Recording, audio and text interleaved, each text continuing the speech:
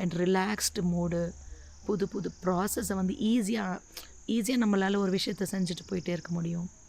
And என்னோட இன்னொரு secret அப்படின்னு சொன்னால், நிறைய பேர் கேட்டிருப்பீங்க, எப்படி மேம் எப்போவுமே ஆக்டிவாக எப்போவுமே அப்படி ஒரு மாதிரி ஃபுல் எனர்ஜியோடு இருக்கீங்க அப்படின்ட்டு.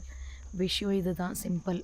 இங்கே வரும்போது நம்ம எனர்ஜி கிளென்ஸ் ஆகி புதுசாக ஒரு ஃபுல்லாக ரீஜெனரேட் பண்ணிவிட்டு நம்ம போகும்பொழுது அப்படியே பேக்கப்பு என்ன சொல்கிறது, ரீசார்ஜ் பண்ணிக்கிட்டு போகிற மாதிரி இருக்கும்.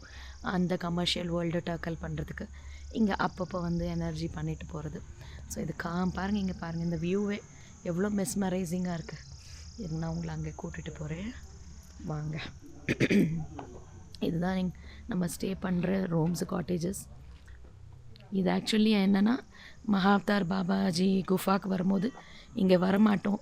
பட் இது வந்து ரொம்ப சின்ன டீம்ன்றதுனால நான் கேட்டேன், போகலாமா அப்படின்னு ஒரு சாய்ஸ் கேட்டோன்னே எல்லாருமே ஓகே சொன்னாங்க. அதனால் கொஞ்சம் நம்ம வந்து ஏர்லி ஃப்ளைட்டாக போட்டுட்டு நாம் இங்கே வந்துட்டோம்.